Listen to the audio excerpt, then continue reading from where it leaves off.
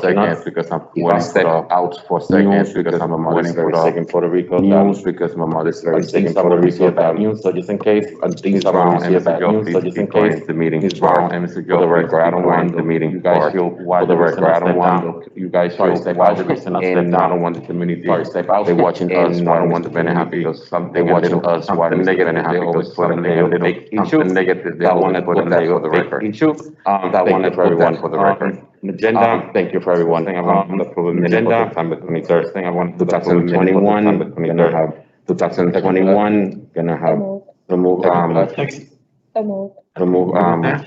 Oh, but I can still second. Yeah. Okay. But I can still second. Thank you. Yeah. Thank you, Mr. Joe. Thank you, Ms. Brown. Any change? Thank you, Mr. Joe. Thank you, Ms. Brown. Any change? Concerns about the minutes?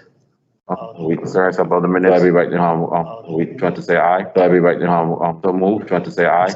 Abstain. So Two move. abstain. So same. Thank you, Ms. Bobby. Mr. Joe. Same. Joe. Thank you, Ms. Bobby. Second agenda, we have, second agenda, we have, amazing person, Ms. Delgado, amazing person, Ms. Delgado. Pass over again to the front. We talking about the raising, pass over again to the front. We talking about the raising high.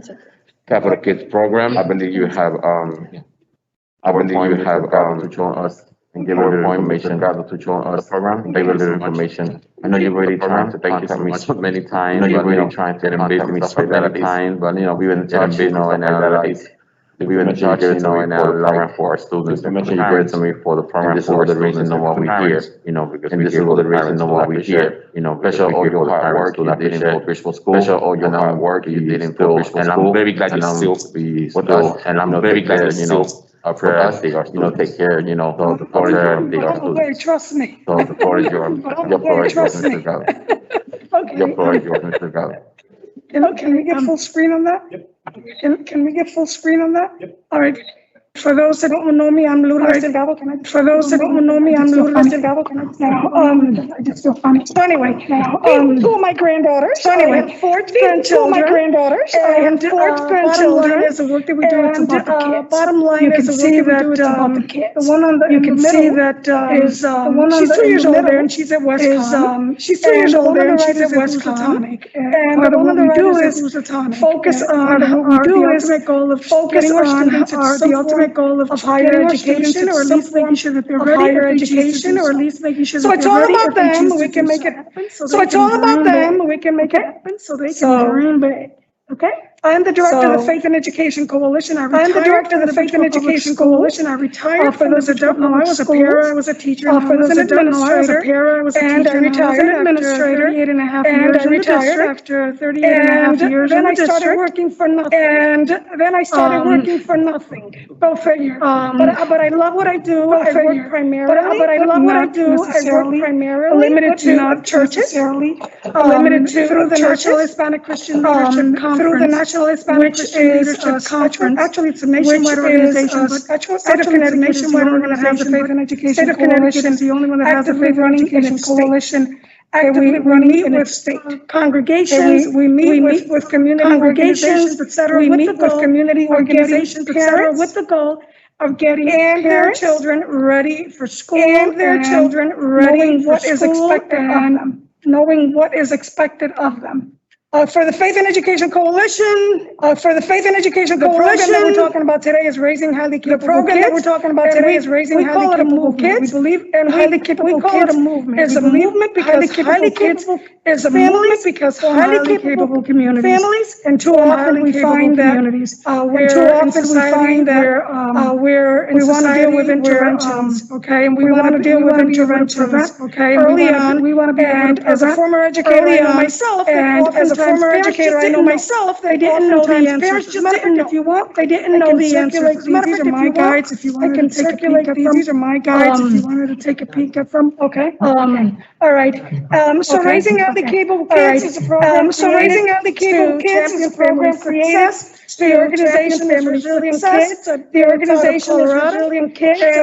There's a little logo. It's in English and in Spanish. There's a little logo. It's in English and in Mandarin and one of the other Arabic languages. Currently in the state of Connecticut, we're only teaching it in English. Currently in the state of Connecticut, we're only teaching it in English and in Spanish. It's a 13-week evidence-based curriculum. It's a 13-week Evidence-based Search Institute's 40 building blocks that every child needs to be healthy, responsible, and caring. And one of the tools that we use for this is using the Jenga game, for example, is using the Jenga game 40 assets. We play with the assets, and we play with it, and of course, the more blocks that you are missing, the more blocks that you are missing, if what happens. So bottom line, this is what happens with our children. If our children don't have those assets, with our children, if our children don't have those assets, they're not going to be strong. They're not going to be erect, they're not going to be strong. So these are called the 40 developmental assets. I forgot to set my timer. Hold on. They gave me 5 minutes. My timer. Sorry, they gave me 5 minинutes. I want to honor everyone's time. Okay, and everyone's time. So the 40 developmental assets have internal and external assets. Have internal and external assets. And here's just some data, okay? Here's some data. If the students, if the children, only have, if the students, 0 to 10 assets, only have 0 to 10 assets, likelihood that they'll become involved in problem alcohol use, they'll become involved in problem alcohol violence, 0 to 10 assets, violence, illicit 0 to 10 assets. I mean, you can see it. Illicit drug use. I don't like reading. I mean, you can see it yourself. I don't like. But you can see here yourself that. But you can see here that there's a great impact with the children. Has a great impact if the children have these assets. These are the positive behaviors resulting. These are the positive having more behaviors resulting. As you can see, the in having more assets.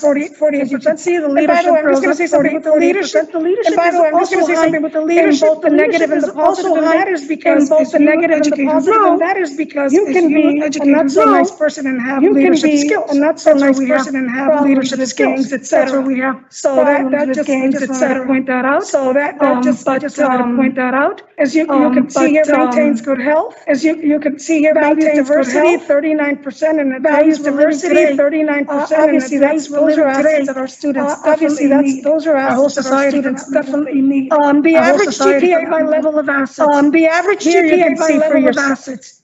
Here you can see for yourself.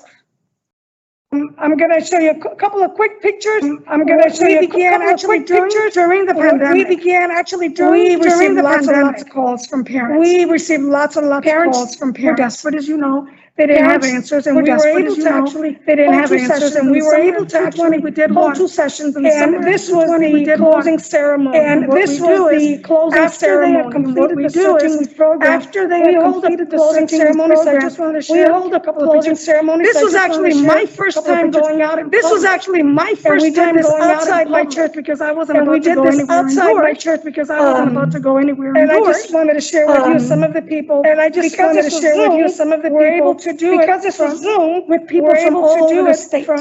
With people from all over the state. I think you skipped a picture. Go back a second. Okay, wait, I think you skipped a picture. Another one? Go back a second. I apologize. Okay, I think there's another one. I apologize. Okay, I think there's another one more, please. And then one more, maybe. One more, please. I'm missing. And then one more, maybe. Okay, I'm missing one. No? Okay, there's one. No? I'm sorry. Okay, there's one, there we go. Okay, this is it. I'm sorry. This was a second closing ceremony. Okay, this was a second closing ceremony held in August 19th. Summer program and you may held in August 19th. You may see that we held this at Housatonic Community College. You may see that we held this at Housatonic Community College. Our community into the college to get our parents and our community into the college campus ceremony. So we recognize them. And here we have people recognize them. And here we have people from Stratford, Bridgeport, New Haven, Stratford, all over the state, New Haven. Some of these have the state. As a matter of fact, and some of these have gone, as a matter of fact, in a few minutes, because one of several of the parents that because one of several of the parents that took the course are beginning, and this one parent already began giving this one parent session in her church. She's currently got session in her church. She's currently got 16 parents attending.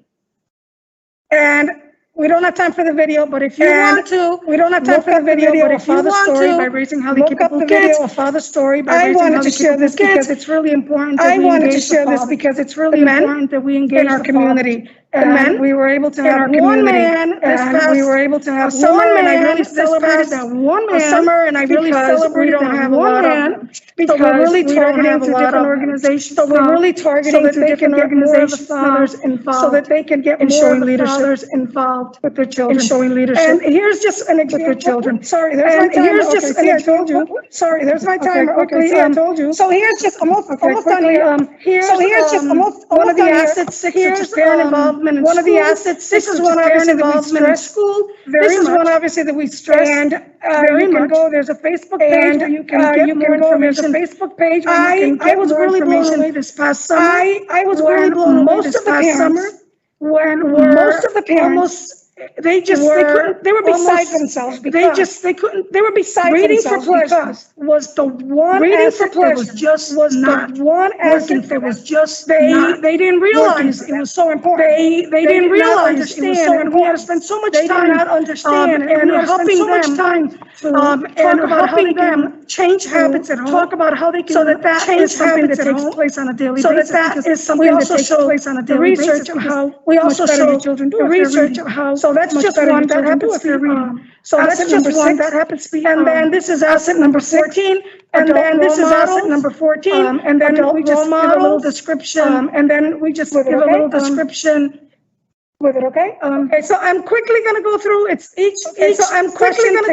has 5 components. Session takes. It's getting involved, talking about the assets. Getting involved, talking about the assets. They get a chance to react, and they get a chance to react. Practical application because you can teach them all you want. Practical application because learn how to apply it and see how it relates to them. Learn how to apply it and see how it relates to them. And then we have a wrap up. It's not going to mean anything. And every session we have a wrap up.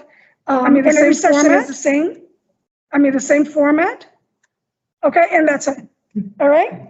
Okay, and that's it. Okay, I do want you to know that currently, I do want you to know that currently CERC, and right now, as a matter of fact, we have a partnership with CERC, and right now, as a matter of fact, we began one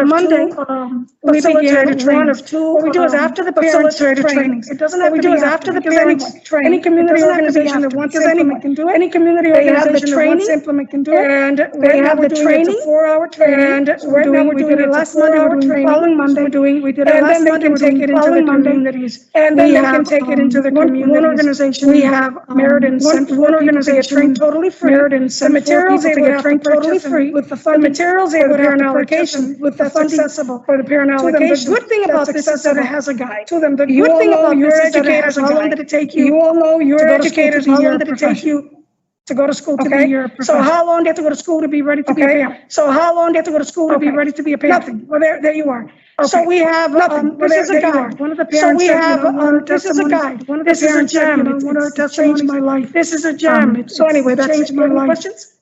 So anyway, that's it. Any questions? Yes, I have. I know you need to go. Thank you so much for that, but don't worry, you got the time. But don't worry, you got the time. What's the cost for this for the parent? What's the cost information? How's the program parent? The guide, I believe, is about $17.99. The guide, I believe, is about $17.99. Now, right now with CERC, the people that they're training. Now, right now with CERC, the people that they're training, who's on her way. For example, the woman who they're not paying anything on her way. CERC is covering. So the parents don't pay to be in the program. So the parents they don't pay to be in the program. Yeah, no, the program is totally free. Yeah, no, the program is totally free. Okay, and that's, it's a treasure. Okay, and that's, it's an investment in your life. It's an investment in your life. Oh, yeah, that's it. It's a one-time payment of 17. Oh, yeah, that's it. So is that something that, I have a question. So is that something that, like something like to push to like our parent like something like, is that where you're like our parent leaders? For example, in the training this past Monday, there was someone from or Norwalk. I don't know. She's a family resource director. She's a family resource director. So we have some states where they really have some states where they really integrate into the community agencies, particularly because they want to provide childcare, particularly because they want to provide childcare. If you want to maximize your resources, in some cases. For schools, what they're doing, some cases, that is their whole. What they're doing is that is their whole. For 13 weeks for the parents that sign up. 13 weeks for the. We don't usually recommend more than 20 to 25. We don't usually recommend more than 20 to 25 because several reasons. First of all, it's really very intimate. Several reasons. First of all, it's really very intimate. People say things that really get to you. You want to have the really get to you. In the group, there's got to be that confidentiality, and with a large group, there's got to be that trust. and with a large, we try to make it no more than 20 to 25. But we try to make it no more than 20 to 25. Schools, some schools, and schools, principals, some right before the pandemic, principals, and they were thinking about doing it during the day because the kids are. They were thinking about doing it during the day because the kids are in school. So I guess my bigger question is like, because we have our parent program, I don't know because we have our parent gonna look like, I don't know what the final is gonna look like, but it's something that you work with to get the parents involved. Something that you work with to get the parents involved, but, any help to help the parents be good. Any help to help the I was a parents be principal. good, so. And one of the things that I was a principal. One of the things that I always, what was happening with the parents was very hit and miss. What was happening with the parents was very hit and miss, continuity. There's gotta be some kind of continuity. For example, we're talking to our people, you know what? For example, we're starting with this because you gotta start with your home first. We're starting with this because you gotta start with your home. But then get involved like the PLTI, so you can learn how to advocate PLTI, so you can learn how to advocate. If you need a more, if you need consistent, more support, circle of security. So support, circle of security. We're working with as many agencies as possible. We're working with as many agencies as possible. What this does is what I didn't see as an administrator. Is what I didn't see as an administrator for, so that, we can go back and, for example, at the very last lesson, we can go back and, for example, at the very last lesson, they're asked to focus on three of the assets that they want to follow. They're asked to focus on three of the assets that they want to follow. And that's very individual. And they're periodically, and that's very individual, So periodically, I'll send them a little message. Are you focusing on a new asset this week? Okay, are you focusing on a new asset this week? Because, but that continuity is really important. But that continuity is really important. Thank you.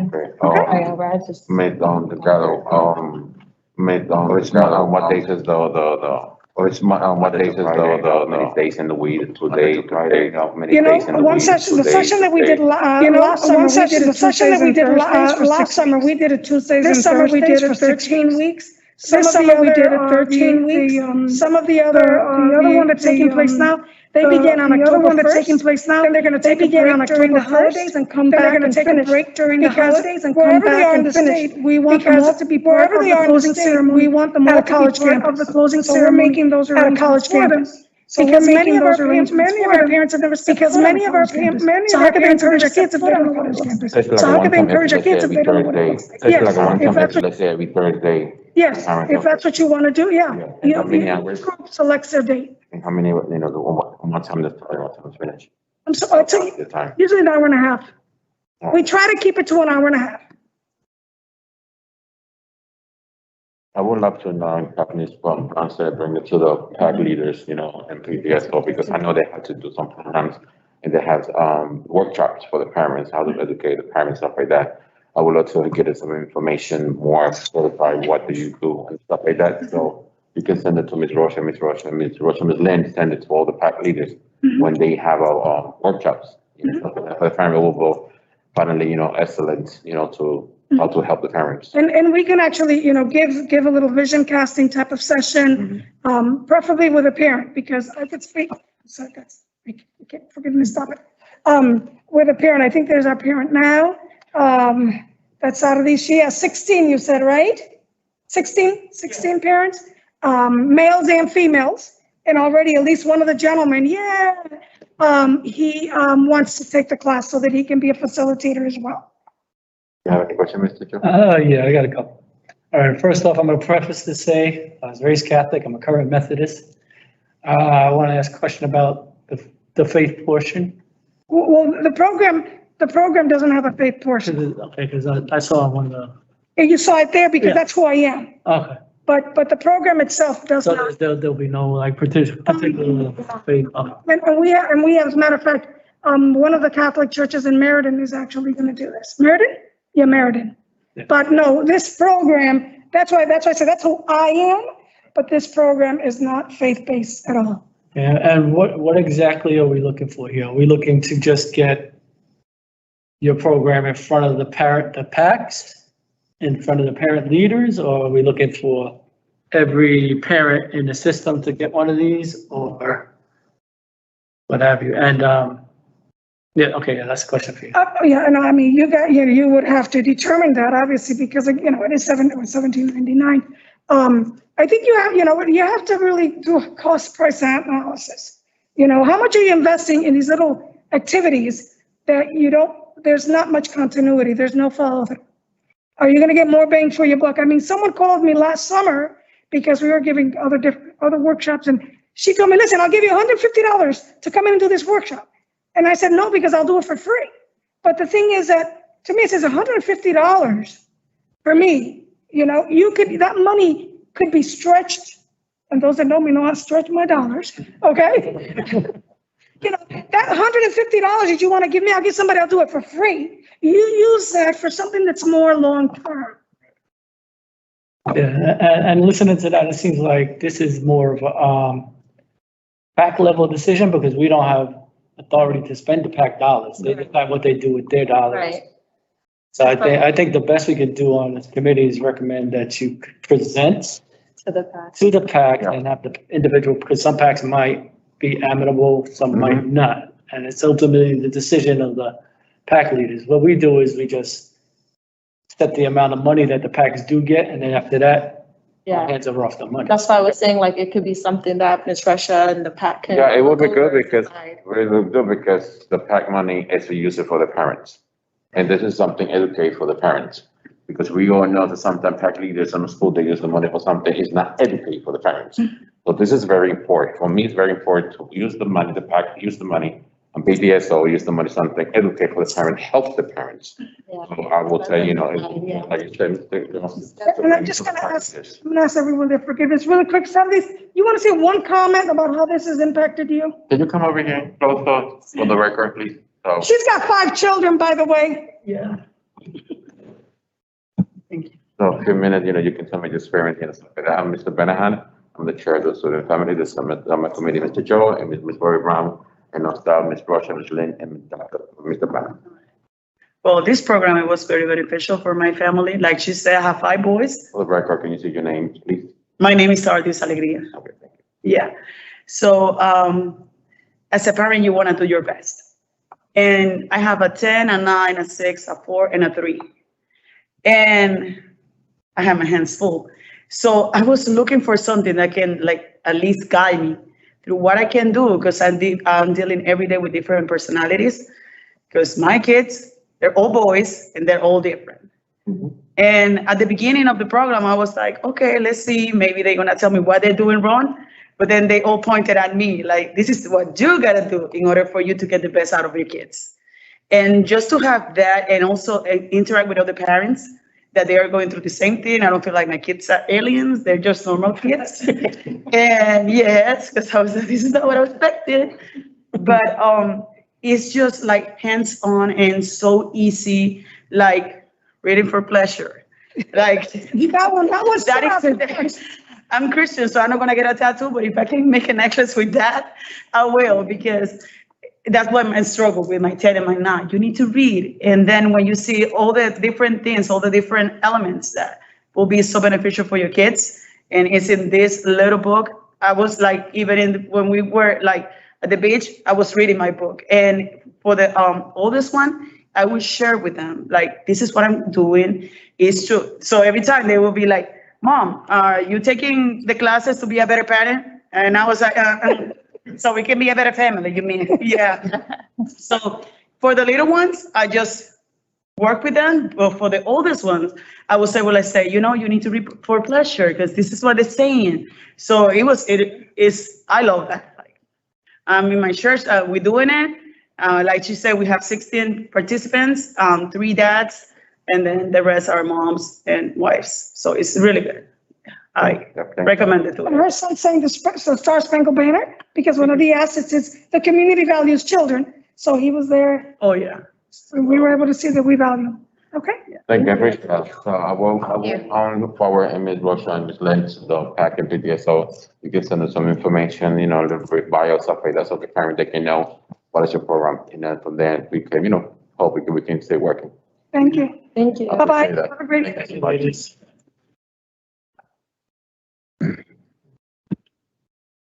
And by the way, Nick, thank you so much for last moment helping me Thank you. connected with the park.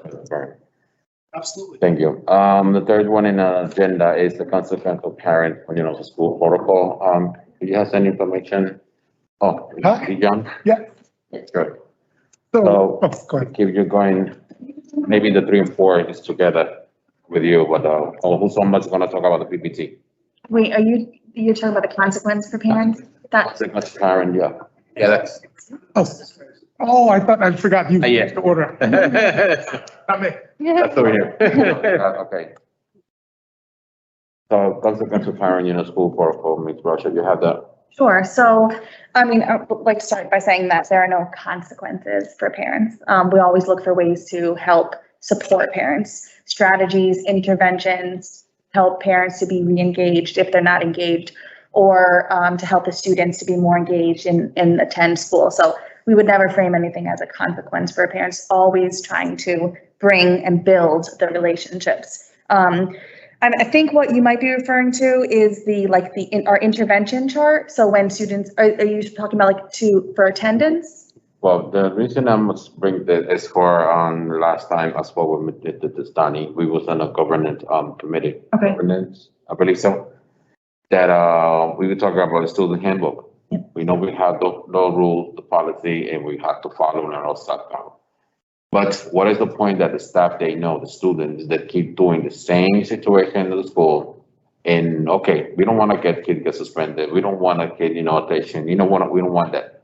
What the parents will be doing, because me as a parent of 3 boys, I was both. If I'm responsible, I will say, okay, what's going on with you in school? Why the school had to suspend you? Why you not doing the job? So I'm always saying the education start home. Mm-hmm.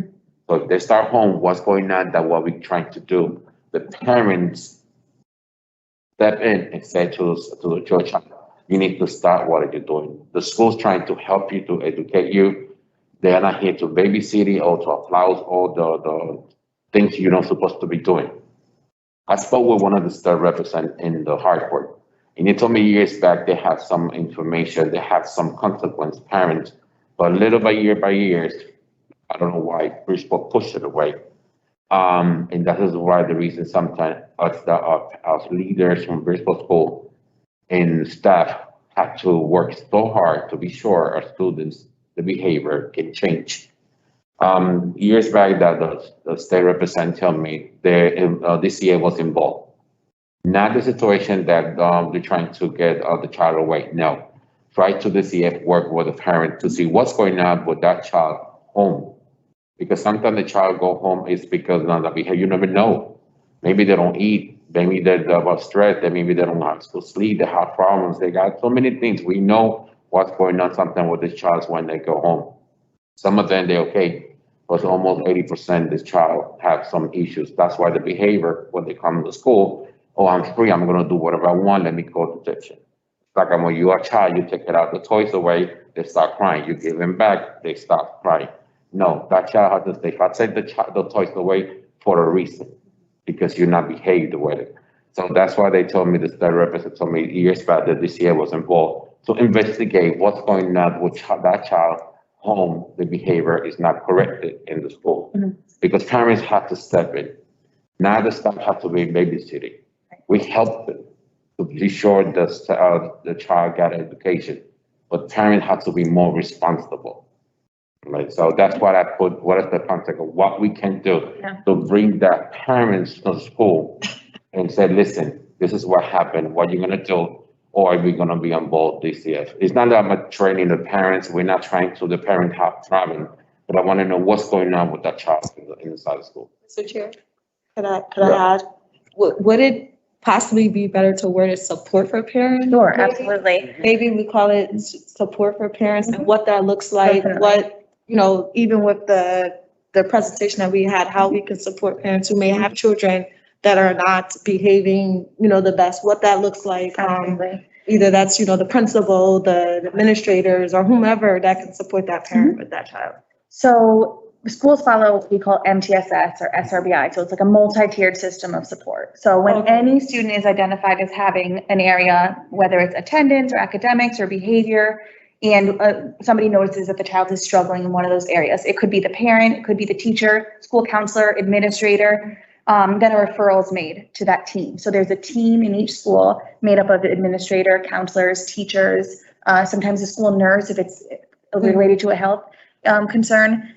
And the team will review the referral and see, you know, what's going on with the student, what interventions have been tried, how long have we implemented these interventions, kind of progress monitoring. And parents are informed once the child is being referred to this team and invited to participate in the meeting too. And a lot of times they'll do like an intake with the family as well to try to see, are you seeing these behaviors at home as well? How can we work together to help? And so from that team, we've now also incorporated a student success team. And so it used to be called like a student assistance team, but we're trying to take a more positive approach to. We want the students to be successful.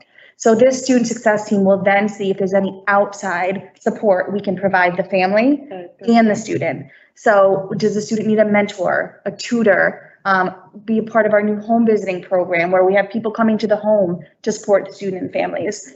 Do they need some outside counseling? We have so many resources in Bridgeport. We have family and child guidance. We have the resources. We just have to help families make those connections and follow through to make sure that they're getting the support that they need. So all of those systems are absolutely in place. And I think more effective this year than they have been in the past. Could I add, is when the PACs meet together, is there like specific topics that you guys go over that the PAC leaders can then bring back to their group and say, hey, this particular thing, we're going to work on parent support for your child, what that looks like, without that parent feeling singled out? Because sometimes they'll get in these meetings and they'll feel like all the administrators and staff is looking at them to figure it out. But having a team of parents can really support them and guide them and say, hey, you're not the only one that's dealing with this. My son is in the same situation. So maybe creating activities. I don't know, I've never been to that, but creating activities where PAC leaders and then the parents are working together to figure out how they can better support each other. Absolutely. It's a great suggestion. And last night was our second roundtable with the PAC and PTSO presidents and leaders. And part of that closing activity was we gave them a quick little survey and questionnaire. Good. And that was like, I want to learn from you. How can we better support you? Mm-hmm. And one of the questions was around how parents feel that what we can do to support them and to improve attendance. Okay. And so we took that information back until now we're going to, we'll learn from them and they can hopefully learn from us. And we are planning on having presentations during those. So whatever they feel like they might need to learn more about, we'll bring people in to present to the parents. We have one coming up in November on immigration because we have a population of undocumented students. And so we want to make sure that we're thinking about all of those populations of students in ways that we can support them. Nice. Ms. Russia, do we have a number that how many families going through and you guys, all this program you said to help them? How many students are referred to the SRBI? I mean, each school keeps track of that. And then the student success team keeps track of how many students are referred to that team. So there are definitely ways to calculate those numbers. Number like a 10, 12, like that. I wouldn't know that without asking the different schools. I mean, as far as the student assistance team, they probably have already done outreach to over 100 students. Because any student that right away started showing some attendance concerns, they immediately started the outreach to those families. So they've already connected about 50 students with mentors. Okay. So they're already very up and running and active. This program that we have on our website, so the parent they can see, just in case they need help on something like that with the child. Well, we have the information for the student assistance team on the school counseling website. And I believe in a memo that Mr. Young and I were working on, it also gave the contact information for the student assistance team, and that was sent out to families in case they felt like there were some behaviors that they needed extra support with. Because I would like the principals and any go forward, any action stuff like that, so the principal let them know the parent, listen, we got this program. Absolutely. Try to contact them, maybe they can help you with the child. So I don't want the parents to say, I try my best, and sometimes the parent, get stressed, but they, who can help. So the parent, they can understand we there to help the child, and the child, sometimes the child feels sometimes more free to talk with somebody else, not the principal, sometimes not the parent. I agree. Sometimes they're free, to talk. I always say the parents, when we got after the age, it's an age that, like I told you my experience, when my son was at 10 and 12 years old, for parents, I changed to be his best friend. Parents, sometimes we never got a book say when you're going to start to be a parent, when you're going to finish to be a parent. I got 21, 19, 18, and I'm still the dad, the parent, always going to be there. But I show my kids when they start a teenager, 10 or 12, I'm your best friend. I'm your body. I'm your, your rock and everything. Why? Because parents have to understand that's the age they try to find somebody to trust. You're always going to be like a parent, like a dad and mom. You're always going to be there. But this is the age that you had to be your best friend so they can trust you and communicate. So parents have sometimes had to be a little more responsible to understand the title parent is going to be there, but now you have to change as your best friend so they can communicate. So the student, they can communicate more with the parents. Sometimes that's why the students communicate more outside with the best friends or another program and stuff like that. So I don't want the child to be stressed or alone or the parent. So it's very, very important. Absolutely. So as a parent, I'm a parent before I leave this, so I'm worried about that. Me too. A couple questions and comments. I'm glad Ms. Brown brought up help for the parents rather than consequences. What you're speaking of is the DCF involvement way back when. The only consequences with DCF is a parent losing their child, and that's a severe consequence to the child. But that's something that got to be used very carefully. And as mandated reporters, we do have in place some instances where we have to contact the Department of Child Services, and they're really extreme circumstances, and they're limited to extreme circumstances for the very reason that a consequence for the parent is a consequence for the child. I mean, we want to contact them if there's like educational neglect. I mean, severe neglect, not a kid don't show up with their uniform all year, but rather a kid doesn't show up at all and the parent's out of contact and we can't contact the parent, or this parent didn't do some sort of medical thing that's required for school and kept sending their child to school or what have you. The child shows up with bruises. Those are the things we want to intervene with, but we want to be very, very careful about looking to the past in the way that DCF used to do things, because we've come a long way from there. I want to make clear that when I step up there talking about DCF, that's the first thing I said. I don't want to be involved in DCF. The last thing, because you said the word DCF, parents go like a cat, like, oh my God, why? Right, Mr. Young? We don't want that. We just want, when I put it on my agenda, consider for parents, what we can help them. Right. What parents, first of all, parents have to step in. We can do it. We help them. We all help them, our students. That's our job. Getting paid or not getting paid, our job is to help the student and parents. I don't want to get involved, but parents have to step in. Parents have to understand that we're here to help them. We all put everything on the table. Please pick up what you want, and we're going to help you. We're going to support you. That's my priority, trying to help the parents. Not get, for the record to be sure, nothing about this yet. That's why you inform me, and I don't want people to start running. It's just language. Exactly. I don't want Mr. Young start running either. So I want they can understand. I don't want to get involved.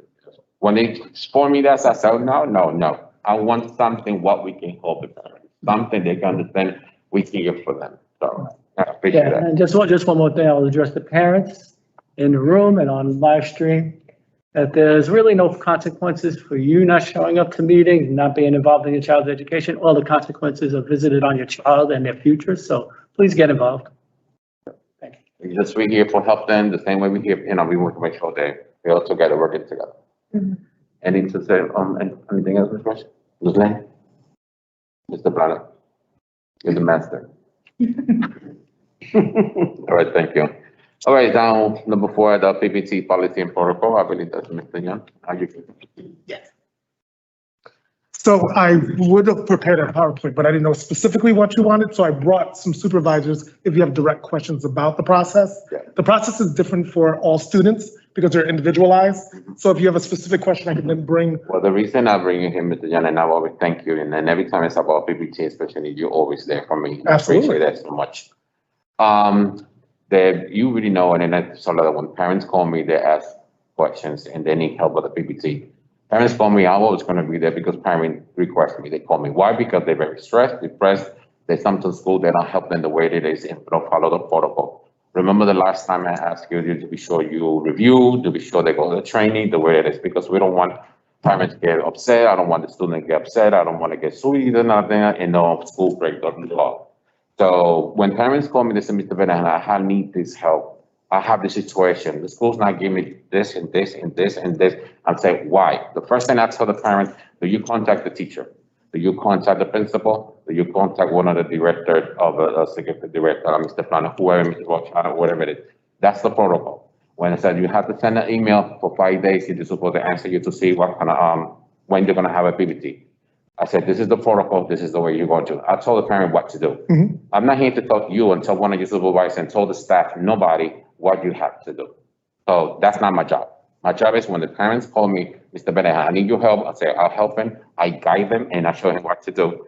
If the parents tell me, I want you to be in my PPT, I want you to be my support. I don't feel good about myself. When parents call me, I'm there. Why the parent when they call me when I'm there? Because this is the one, that's one of the reason I'm here. I'm elected like a board member.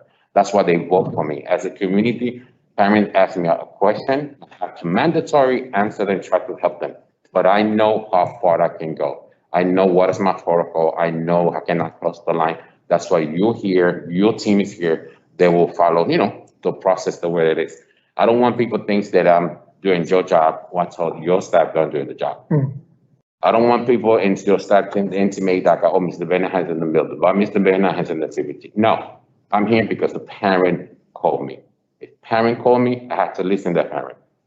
You got my point, so I want you to understand. That's why I bring you here, because I know parents are watching you in the live stream, Facebook Live, that want to know what is the process. I want the parent to know you're here for them. Your team are here for them. So what is the role when the school, principal, staff, or the people in charge of the PPT are not doing the job? I know I have experience from a few of them. They doing a phenomenal job. I had to give a out because they help the parents. They give the information to the parent the way it is, and the students are happy, and the parent. When I see the parent have a smile, I'm okay. Right. If the parent's upset, fine, I'm upset and I'm crying too, because I'm here for the parents. But I want to tell the parent, this is the team. So you as a director, I don't want people come to you and say, what's going on of your team? They're not doing the job. You're going to be okay. What? You're going to be surprised. The way you are, you're going to be okay. Why did some of you not doing the job? So I always say, if you're doing your job correctly, I don't need to show up. I don't need to go. You got my point? So if you think from parents, they will call me and tell me, Mr. Bernard, I need help, and I show up, something's wrong. If I don't show up, it's me, you're doing your job correctly the way it is. So that's what I call you, so parents understand that you have a team, you have our people that you will help, and they can follow the protocol, because I know parents, I know students, I know staff is watching this, because I said I'm going to bring this to my committee so we can talk about, so you can bring the information for people again. Okay. So the floor is yours. Well, a direct question. So there was a lot in there. We do have a team like we discussed, and the team is a really strong team, and it's a team that we haven't had before. So we have a full team now that can work with different parents that are having those kind of issues and go to those PPTs along with those teams to make sure that the process is, run smoothly. So if you have specific questions about PPTs, I can answer those, or I can bring someone up that can answer them. So if I understood correctly, the question in that was if a parent is, Alyssa Olivier Mann, One of the supervisors. one of the special ed supervisors. Who do the parents call when they're not getting a response from the school? When the teachers aren't answering, when the principals aren't answering, and that would be us. So they would call us at City Hall as a special ed supervisors, so we can direct them to the supervisor of that school, and they could further assist them with the PPT process. And each supervisor has a set of school. Yeah, no, and you really send me the list. I already have it. I appreciate that. But like I said, I know if the school they don't communicate with one of your supervisors, stuff like that, why the school's not doing the job the way it's supposed to be? Why the school is not helping the parents? Why had to come the way that I have to show up, all right? And I have experience in that Mr. Brunner have such a situation that he had to step in. And he really fixed it, and everything was very professional, everything was very nice. Why it had to be one of the director, why it had to be one of me as a board member, had to go help the parents? Why the school is not doing how the parent the way it's supposed to be? Why the parent had to be upset? Why the student had to be upset? This is a process. This is something you have to report to one of your supervisors, why the school not doing that? So, Well, that's why I agree with you when you said that you would refer this, the parent back to the school, to see what they are doing about it, because sometimes parents have a lot going on. So sometimes when they are in the middle of a PPT or they're experiencing something, they don't know who to go to or they don't know who to call. There's several things that they can do. So that we have an ombuds person, Martina. yeah. We also have, they can also contact the school so they can get support from City Hall if they feel that that needs some extra technical support coming in. So that we may need to advertise more to principals to say, you can call the supervisor so that we can get more help with you for this PPT. We can do that. But I think it's important for parents to know that the school is the first line of defense, and then we can bring in a supervisor as another layer if they feel that they're not getting what they need. Some parents, they feel sometimes they're lost, but I want the school and the principal, assistant principal, or the teacher, listen, go call on one of your supervisors. Go on the director, they will help you, the way you have this. So when I don't see the school not helping the parent, that's why the parent get lost. And they told Mr. Benham. But you too can call us and let us know. And I'm like, okay, and that's what I told the parent. You talk with the teacher, principal, send the email. The way it is. I don't want the parents to say, and sometimes parents, they don't know. Right. Some parents, sometimes they don't say, I already know how to send an email. No, you have to let them know the teacher, let them know the principal, and then the principal, you guys send an email, and then the principal will contact the director and the supervisor. So my point is some staff, they know that parent needs help. And they're not doing this stuff. So that's something I'm a little worried about that. So I guess, I don't know if it's a question, but just some more insight. So for parents, when they are actually, when their PPT is set up, are they introduced to their whole entire team for their student? So maybe that could be it. Maybe them just not knowing exactly who they need to go to at that moment. And they're supported throughout the whole time during their PPT. So maybe, it could be just a outline of like, okay, here's who's on your team. If you have any of these concerns, maybe that could be a possibility we could provide for parents who have children who need PPTs. And so that is given to them in the meeting notices, that list of who's going to be attending the PPT, their teachers, the admin, whatever related services are in place. They are given that information. But to your point where if the schools aren't helping and the parents going back to them, they're still not helping. If we're not aware of that, right, then we don't know. So if we're aware of it, they could bring it to us that this specific school is not helping the parent, then we can intervene and step in and help. Because maybe there's a systems thing. So yeah, that's what I was thinking. That part of the process, exactly, and then we can intervene in that way. I will be good to that on kids that have a special need, that have PPT or 504, that the parent, they can receive an information information, listen, if you have any situation, any issue, this is the people you have to call. Oh, I see. You got my point. Yep. So the parent received it by mail, a letter, so a parent, they can, okay, I know who I'm gonna call. Because I know, and everybody know, and for the record, everybody know, when a board member show up, everybody gets scared. Yep. I don't, that's not the point to the everybody gets scared. I'm not here, like I told you, that I'm not here to tell your staff, any person working in another building to know what they have to do. Right. I'm here to support the parent. Parent told me, Mr. Bennett, how much will you be there? I'm there for them because I'm not gonna stop because that's what I'm here for. And that's why they vote for me. That's why I'm elected, to be sure the parent have the support, not to tell your staff, no PPT, not supervisor, do the job. That's what they're professional. Right. That's what you're there for. And I'm very glad you guys is here. So for the record, I'm very, how can I say, honored, and I'm very happy that you guys help my parents do what it is.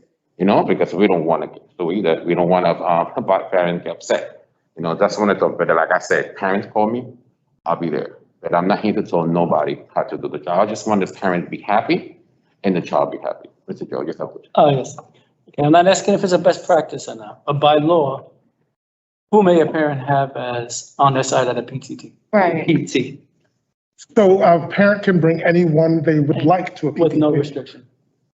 Well, by law. Not best right. practice. No. I'm just, so I want to phrase this in the correct way. So a parent can bring anyone to a PPT, but sometimes if the parent is too close, or if the person is too close to the situation. There's certain circumstances where somebody should not be at a PPT, but parents can bring whomever they'd like to a PPT. Yeah. And the best practice would be, say, Mr. Benahan, he advocates for parents. And can't take that away from him. Parent wants him there, he could be there. Now, best practice for Mr. Benahan would be, as if we're in this meeting and either you or Mr. Planis acts up like be on his phone too much or something. I normally wouldn't address that at the meeting itself, because it's not my place to address the actions or inactions of a supervisor or any district employee. What I would do in this case is pick up my phone, Mr. Testani, Mr. Planis is on his phone too much at meetings. Please, in the future, have him stop. And that's the way that gets addressed and lets you know and lets them know what's going on. And that was just an example. But I also think too, Joe, that if you are represented on behalf of the parent, then it should just be about the parent. Should not consider anything board related or any, reprimanding, because you are only there in the capacity of that parent. Advocate for the parent. You're absolutely right. But you may or may not see something that's Right. not correct.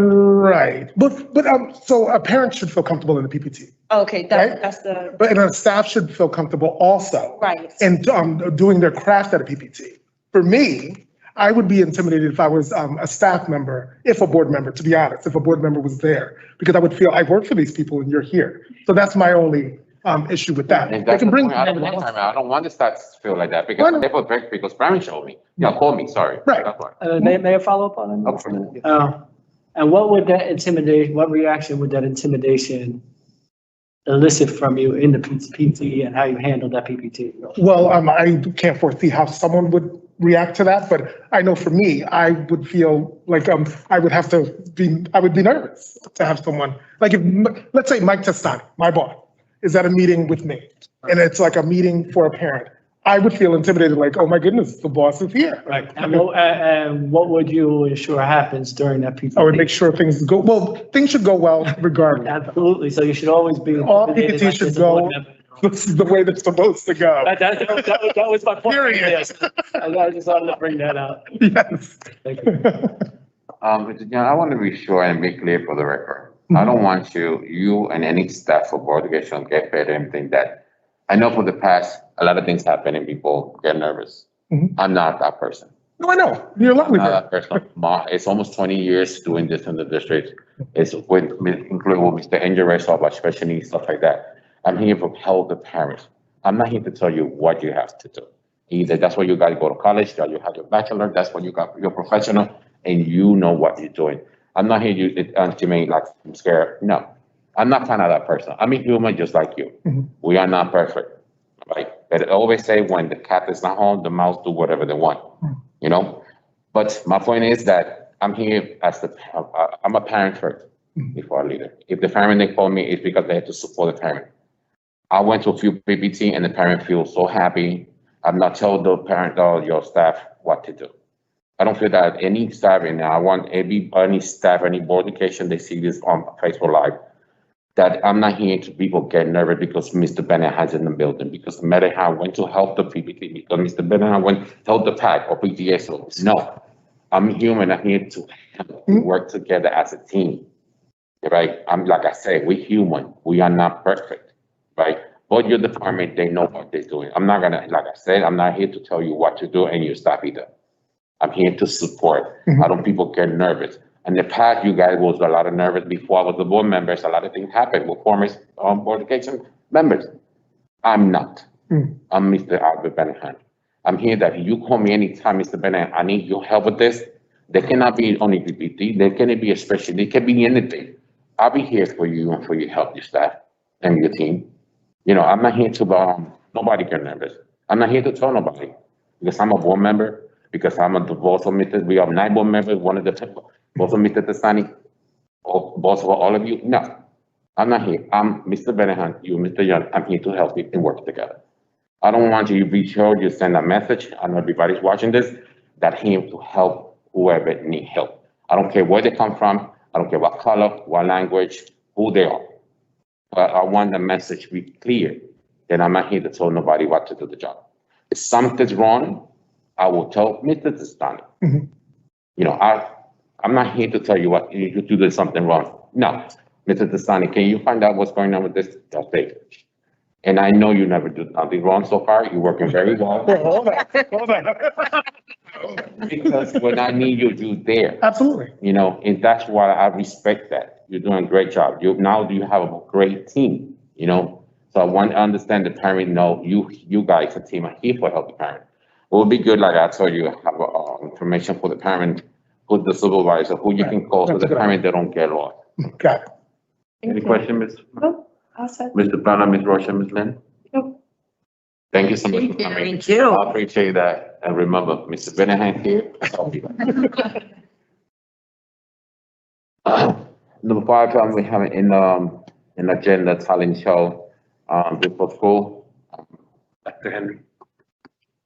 Hi, I want to introduce myself to the committee. I'm Sarah Jane Henry. I'm the new Director of Visual and Performing Arts. Thank you for coming. Appreciate it. Welcome aboard. Mr. Banana, Ms. Brown. Nice to meet you. The reason I said, Bridge for, talent show, before school, you know, we have the show, talent show. Yep. I spoke with Mr. Testani about little information. I know each school has some program, some about talent show, music, dance, and stuff like that. Mm-hmm.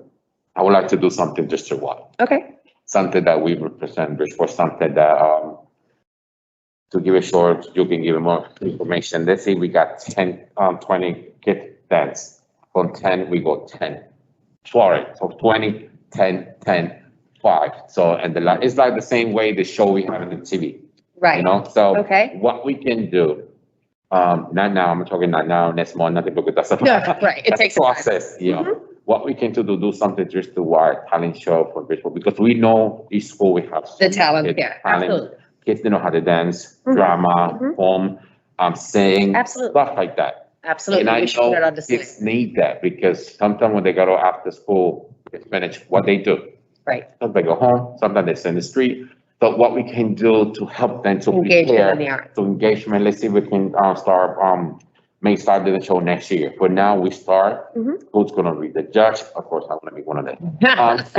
One of the process, what we can do. We will love, and it's gonna be, I know it's gonna be the first district, we're doing something nice. I think it will be fabulous, and I think putting our kids' talent on display is definitely something we want to do.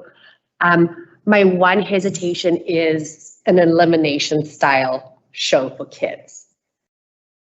When our kids get up to perform, we never want to tell them they're not good enough, right? We want to build them and build their confidence. So I'm all about feedback.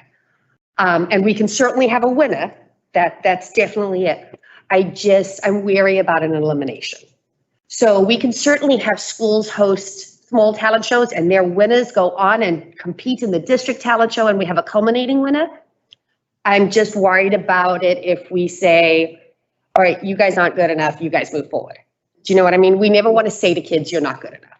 So I think we can certainly do a talent show and put our talent on display and have winners, but I think we just need to stick lightly on eliminating kids. So Does that make sense? Yeah, I agree with understanding, and we have to understand, just depend the age, because I agree with you. In high school, they will understand.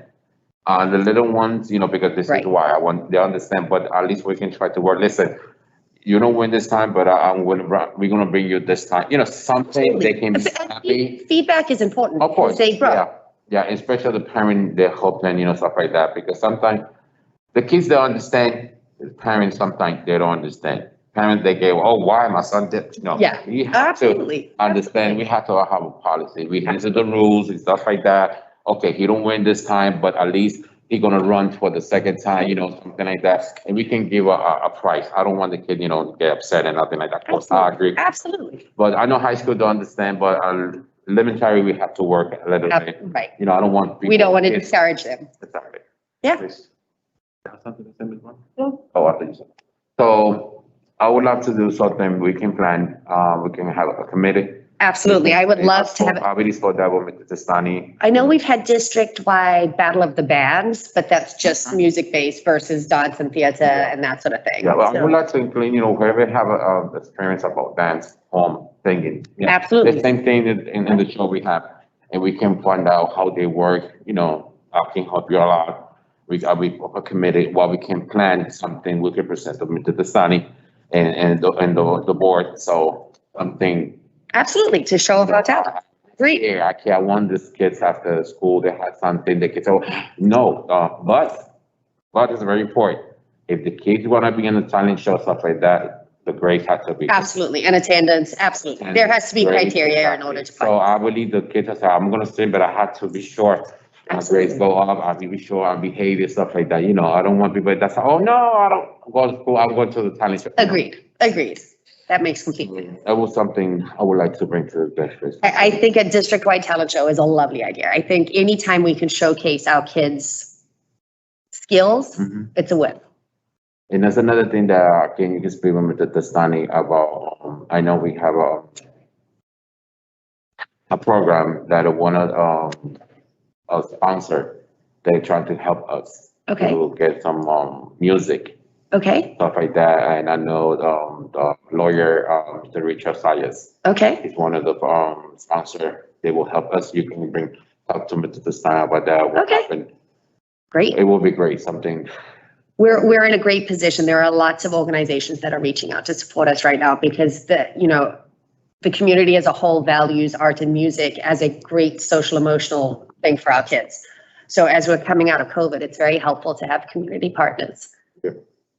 So any questions, Mr.? No, thank you. Mr. Brown? No. Mr. Brown, Ms. Lynn, Ms. Rocha? All right. Great. So we're Thank being you. in contact, have to find me, let me know what we can start to commit, start a little bit later so we can. Absolutely. prepare Maybe for the next year, maybe Perfect. April, May, something like that. Yeah, And let them know if you can start, as you're the director, we can send information out to all these art teachers, Mr. Teachers. Right. Teachers, so you prepare, so the staff, they can say, okay, guys, we're having this, you have to prepare yourself. absolutely. And so we can set up a timeline for people. Mhm. I think part of what we need to consider if we want to do, if it's for this year, it would be COVID protocols and how many people we could have in attendance Yeah, at a venue. Whereas ideally next year it's of course, Open. but it's too short notice, Right. but we can start now, prepare yourself. to plan it so it's well organized. All this, staff, they can prepare the students, for the one of the priority, they be sure your grade. your attendance, Absolutely. it's not one of the. Absolutely. Sounds good. Thank you so All right, much. thank you so much, appreciate it. Thank you. Next on the agenda, we have the, number 6 update for Bridgeport School Sport. Mr. Plana, can you give that information? Yes. Bridgeport Public School Sports, we have two areas. We have a middle school sports, which is a partnership between Bridgeport Caribe Youth League and Bridgeport. And they are working on a basketball, on offering basketball to middle school students. The students will be from grades 6 through 8. And in speaking to John Torres, he stated that he was also including 5th graders in there. So that extending it like through the range. It will run from January through March, although they are already starting to meet and get things together so that they're ready to go in January. In December, they're going to hold the tryouts and everything else that needs to be held so that by January they could go on. They're also, John Torres also told me that they're working on esports through also BCYL. They're doing a pilot right now at Columbus School in looking at how the technology works and how to get it all running well before they kick it out to all the other schools. They're hoping to begin that as soon as possible. In fact, Columbus School they're already trying things out. They have a meeting coming up to take a look at the technology and get things worked out. They're planning to use Rocket League as the one program to run. I'm excited because my kids all played Rocket League, and Minecraft and all the good stuff, all those good programs. So it's great, but it does take a lot of bandwidth, and it takes finagling the system. There's a lot of blockage that we have put forth so that everyone is safe, and a lot of these programs with esports, they have a lot of attached. How do I say it? Like offers from other companies. So we want to block all that, and we want to make sure it's safe for the kids. So we're working through those out. Are you working on that? Yeah. So I know Carly's working on that committee. Would you like to say something? No, I know that John Torres presented to middle school counselors yesterday and today, middle school administrators to talk about the program to start recruiting students. I think it's a great opportunity for our kids to get into some sports in school, and it'll be females and male league in all of the schools. And he's really excited about getting the program up and running as well. So looking forward to seeing it get going. And esports is huge in college. I mean, colleges are now opening esports as an athletic area.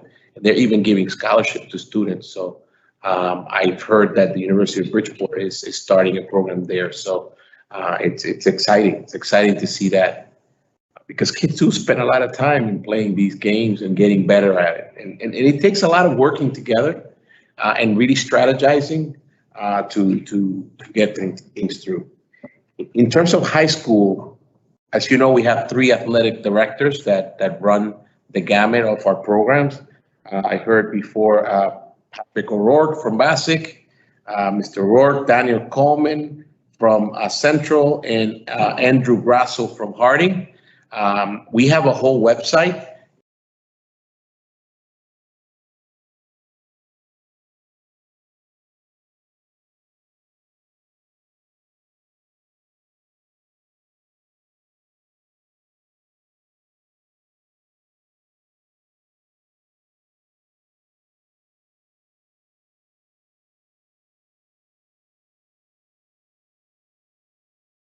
As part of the Bridgeport EDU website, we have a sub website that takes care of the sports section for the high school, and you could find this by typing bridgeportedu.net, click on athletics, academics, and then you click on athletics, and you're right there on the website. It has all the different sports that we play right now. We're playing football, we're playing boys and girls soccer, we're playing volleyball, and we're doing cheerleading currently as part of the fall sports.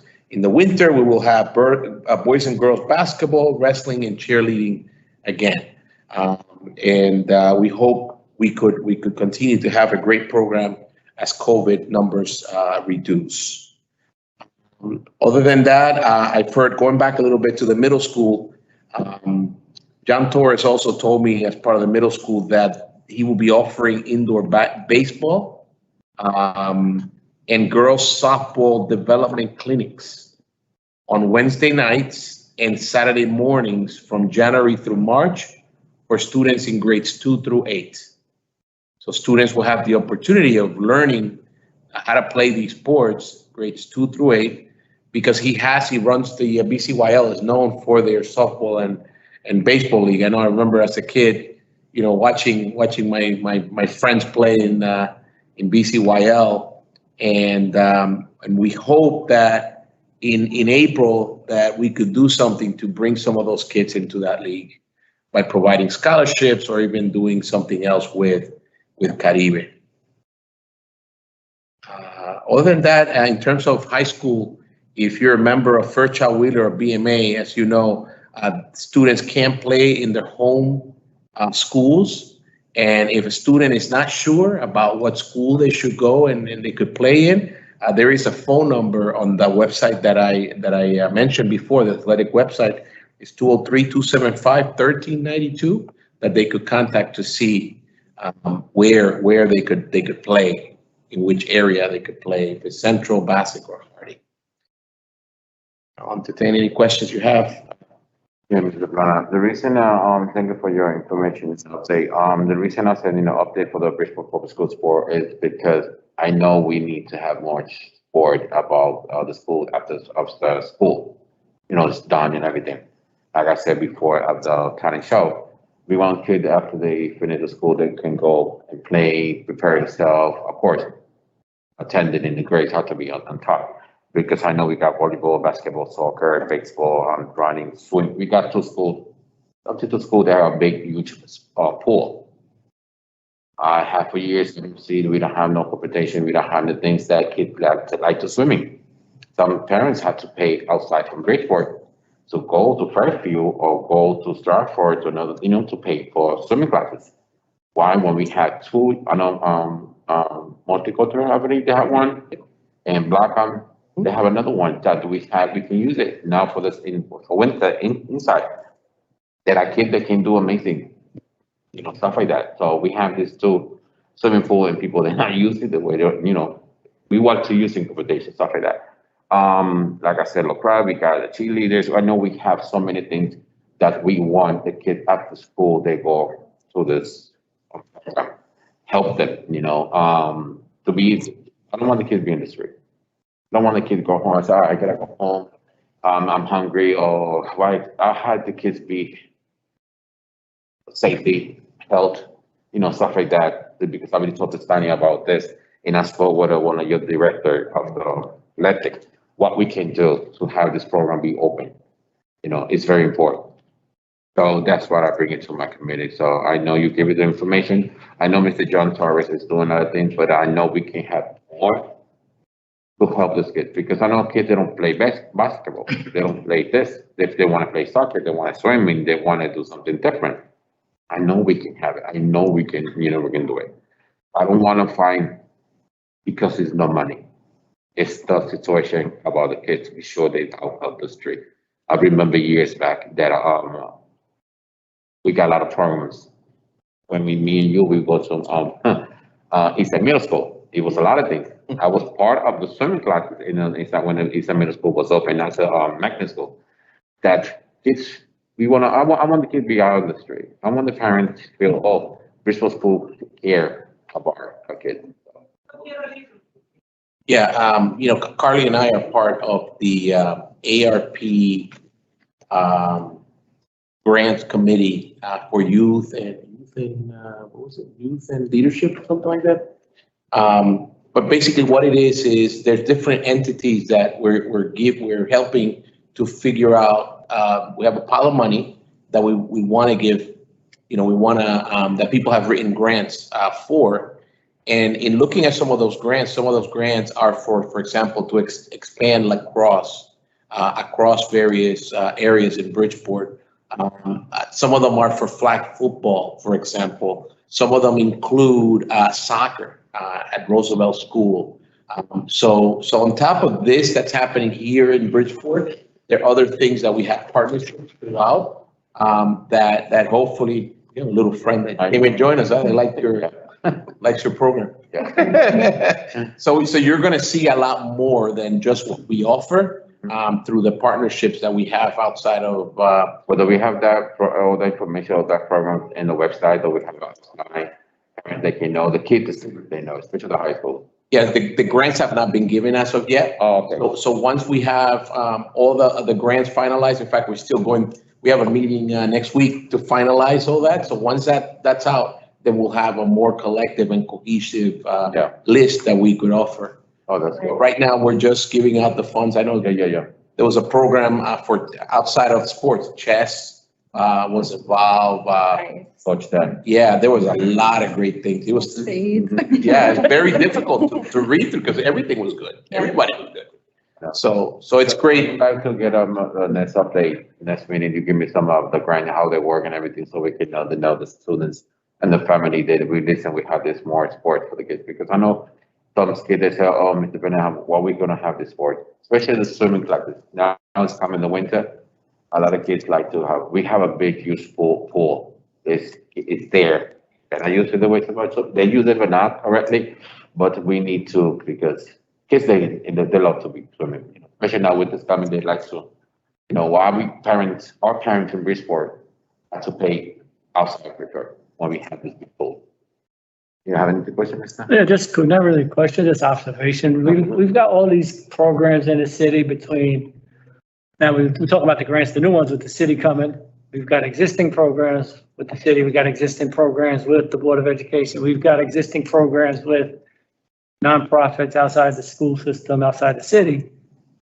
We need a central clearinghouse of all these services where a parent could type in, like, say a parent needs a mentor, type in mentoring and it'll pop up mentoring programs, no matter who's doing them. And I don't know if that's something the city and the board could collaborate on, is putting all this information together in one spot for everybody to find. To add to that, I think the city was talking about creating a hub on their website for just youth services, and under youth services will go all the different programs and providers.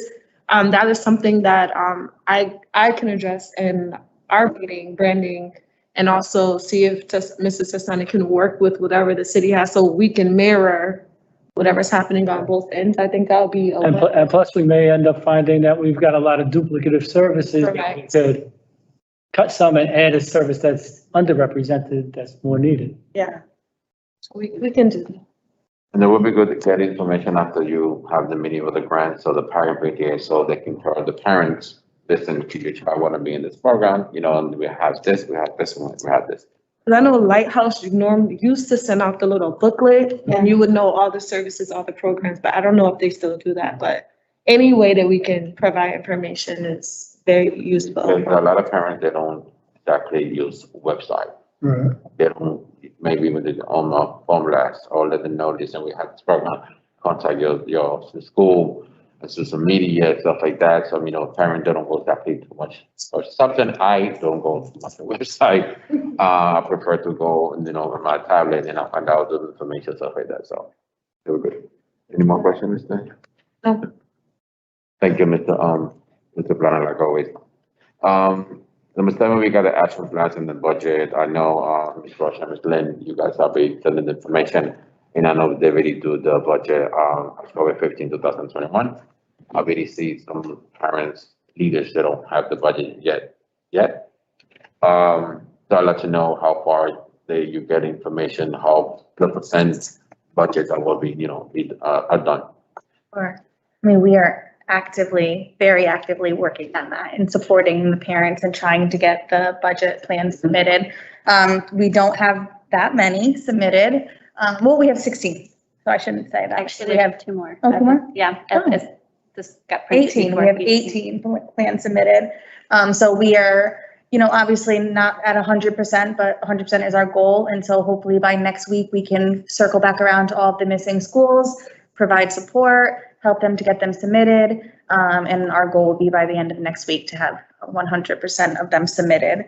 As far as, you know, it is very early for starting to, most of the action plans haven't even been approved yet. So it's hard to say, you know, that they should already be spending it because it has to go through this process first.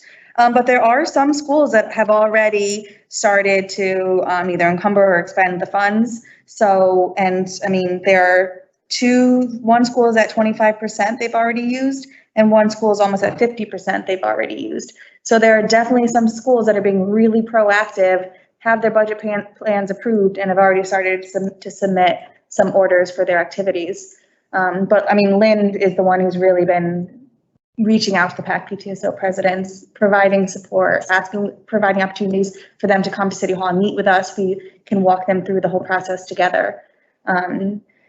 So just have to continue to work with them, and we're going to start setting some goals now. You know, by this month, we want this percent of your funds to be submitted, and that way we kind of stay on track and don't run into any of the spending at the last minute. So the 18 you said it was done. Do you see it was at the budget and the goals? Is it educate for the parents? When they send the action plans, you know, do you read it, see that really is, no? It's submitted by the PAC PTSO president. No, my question is when they send your budget and the action plan, when you read the action plan, you see they say it's what they, you know, what program or workshop they're gonna do for the parents. So these are submitted to the grants office, and then there's a grant partner that reviews them and approves them. So it's not, We have a budget and we've got an action plan.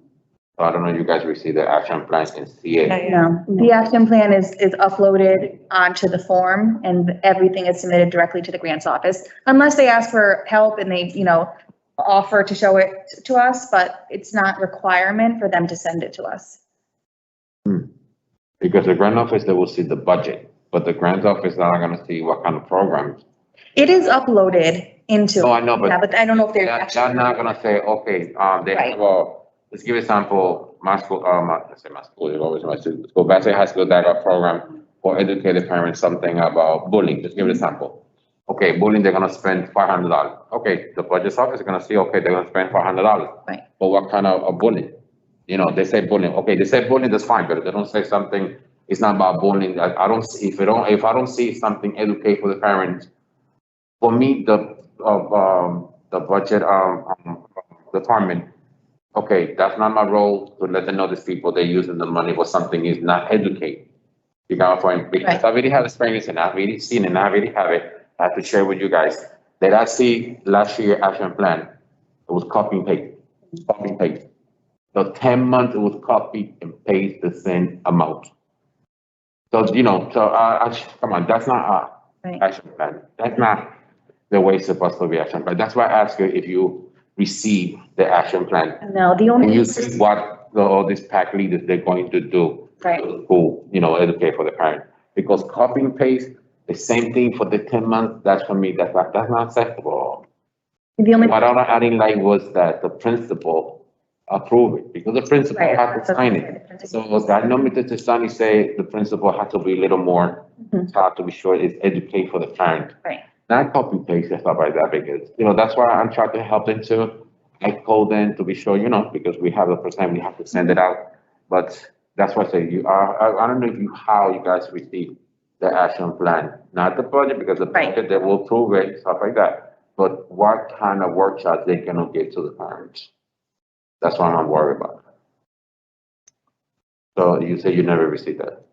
No, it's not a requirement for them to have any approval from us or any oversight from us, just offer, whatever way we can help and support them. But maybe it's tough because now, the plans have already been submitted, but we have been sharing ideas with them, and we put together a spreadsheet of different ideas and, vendors and, They said that, yeah, I know. right. So, other than that, we don't really have any supervision over.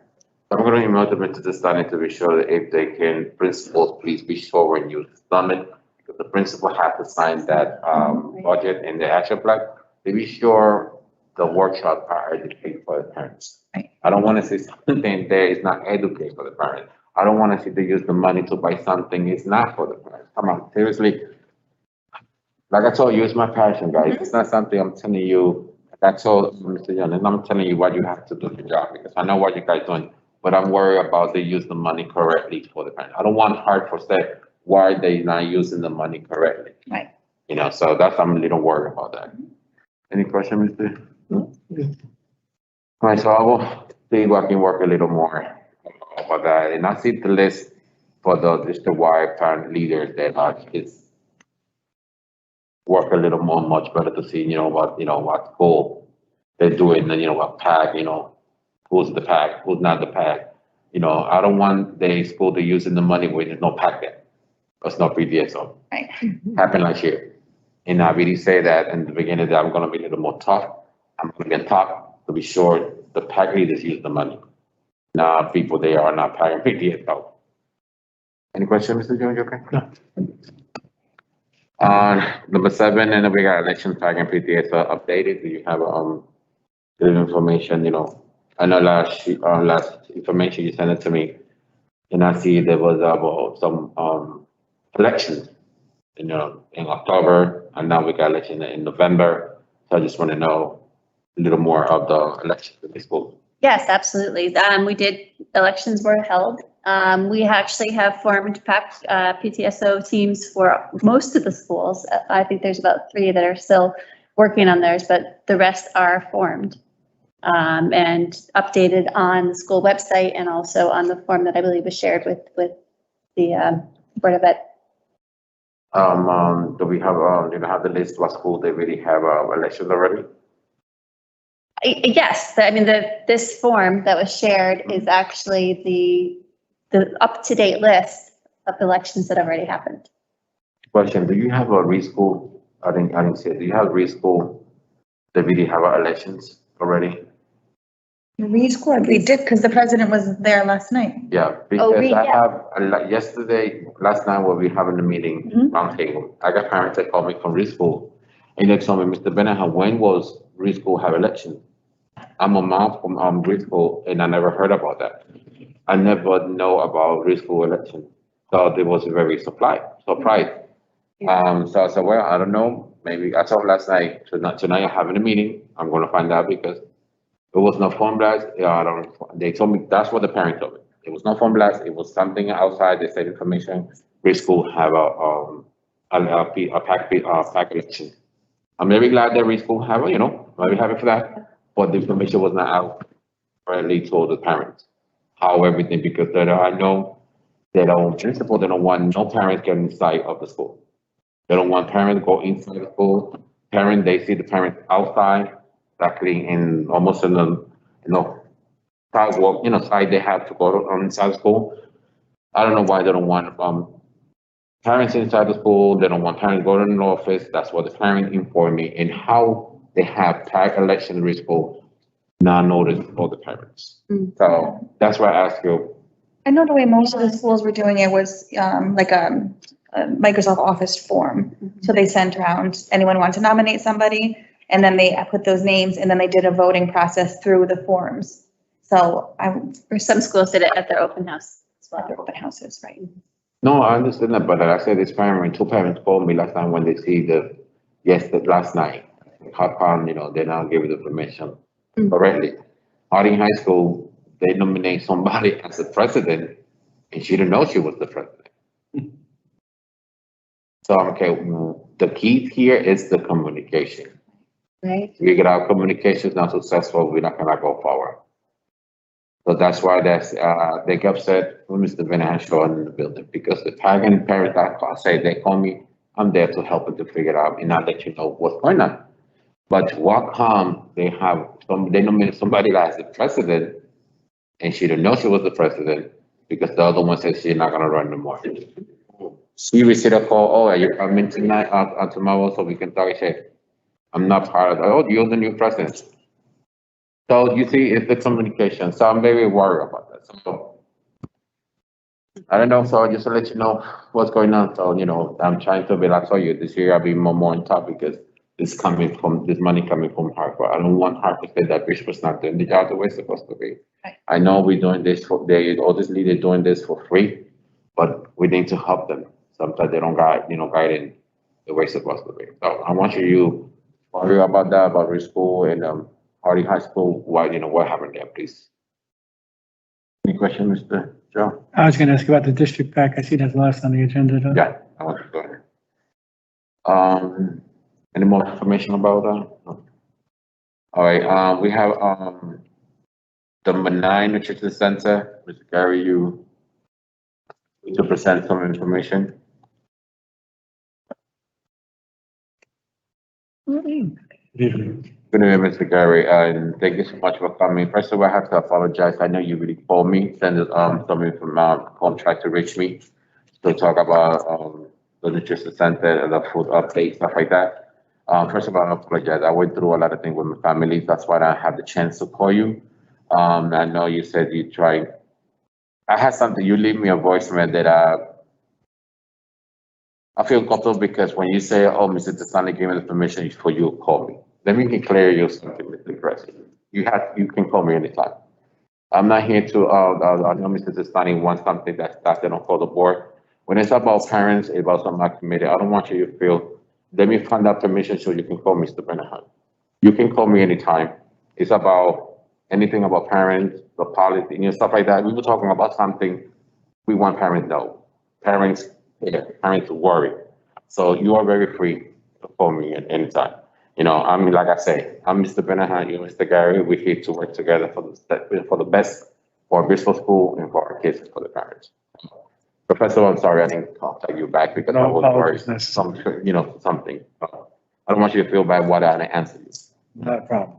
So the reason I'm bringing him, Mr. Edgar, because you really know that parents and students are everything, and I'm happy about what's going on with the food. What's going on with the food?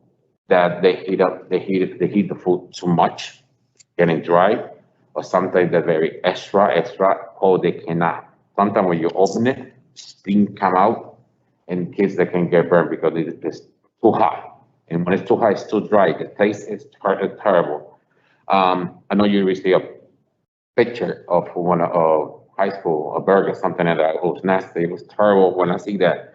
But another parent sent me some information and pictures. Why the reason the supervisors of the school, the ladies or the men is in charge in the school, are heat the foods too early. So when the student receive it, it's very cold or something's very dry. What is how many minutes before the kids, if they told me they do it 30 minutes before, let's say the lunch start 11, so 10:30 they start heat up the food. At the time, it's, I'm worried about that. It's something that's extra hot. The kids sometimes, especially the little ones, sometimes they cannot eat it because it's too hot. So, my question and the reason I called is if we can get school specific as to which schools are reporting these issues, we can drill down and correct them. But a broad general statement, as you stated tonight, it's difficult to address. We do have field supervisors, but they can't be in every school every day. My experience when I was a field supervisor is that occasionally there's situations where a lunch period is scheduled to begin at a certain time and our kitchen staff are prepped. They put the food out and then there's delays in the students coming into the kitchen to get their meal. So it could be disciplinary. I've seen principals in some cases where they would wait till students are quiet before they're allowed to come up and get their meal. So we try to address that in each kitchen by making sure that food is not put out there on an unheated table prematurely. If that's the practice in this particular school, then we would bring the food out when the students are lined up, not prior. Some schools have serve lines that have built-in heating elements in the unit and also overhead. So those are the newer schools that we've spec'd out those pieces of equipment to address just those issues that you're referring to. In the high schools, we normally plate our meals. They're not pre-packaged at all. They're in a steam table unit and the food is hot and temperatures are taken, internal temperatures are taken. So we have trained staff out in the schools and, they implement batch cooking. They don't cook everything at one time. It's done incrementally. They take internal food temperatures. They make sure that the hot food is served hot and the cold food is served cold. And they've all been, for the most part, certified food protection managers, which is a course that they have to take in order to ensure food safety. So each of our kitchens has at least one employee that has that status. But I'll be glad to address any specific school issues that you can tell me about. Yeah, I will inform you about school specific, that to be sure the food is not, I'm not talking about extra hot, but at least, warm, because I know when it's very hot, the kids, they will take time to eat it. And then, we have another group of students coming. Right. Sometimes the student it's too hot. Oh, you have the choice, don't eat it or throw it away. We don't want the kids, throw away the food. I know it has to be warm, but not somehow that I know I will, me myself, I will not eat it. So we heat to an internal temperature, a minimum 165 degrees Fahrenheit. And some lunch items and supper items and even breakfast items, some are more dense than others, so they retain the heat. Others lose heat, like a slice of pizza would be something that would cool down pretty rapidly compared to a meatball dinner that had tomato sauce. So we'd have to look at each individual situation and try to make the corrections, which we're there to do. So When they heat up the food at 165, I know that, and I understand that, I was a chef for 21 years. I know how to heat up the food and everything. You cannot pass 165, because they can get a bacteria or something like that, extra hot, you can get burned. But when they put the food at 165, they don't get out from 165 and give it to the kid. no. So exactly, that's my mom. So it may sit and cool down slightly, Now. but we try to time it so that it comes Mhm. out. Yeah, because they got the time when the group come, exactly, okay, they come in, the first group come 11 o'clock, so they put it 165, so I know 10:50, you have to, my opinion, I'm saying 10:50, you take it out so they can cool a little bit, so you can give it to the kid. Yes. Another thing is that they come in my attention that, if I send my son to my school and they don't want to eat the food on the cafeteria and then brings on lunch or are allowed to do that. Yes, sir. Okay, why does the staff, or why sometimes the people on the cafeteria, oh, you cannot eat this here? Or the staff, they say, oh, you cannot allow to eat this here. If I send my child to school, he don't want the food, Well, I'm but not- at least the child eating something healthy, for him, I don't find out right that the staff or the person in the cafeteria or tell her, no, you're not allowed to eat this here. So I got some complaint about parents that really called me. I will let you know what schools. I don't exactly, I have all the notes, I have it, I'm gonna let you know what school. Oh, you can send notes to all the supervisors and everything. The child is allowed to eat whatever healthy coming from. They have the option of bringing a meal from home. Okay, Yes. I just wanna be sure. It's always been in place. Mhm. And they also, no, I'm not sure which staff you're referring to, but they may be misinformed. Yeah. So if you give me the school Money that they information, can really send it I'll out. talk to the principal and we'll Mhm. make sure that everyone's, Yeah. understands. Yeah.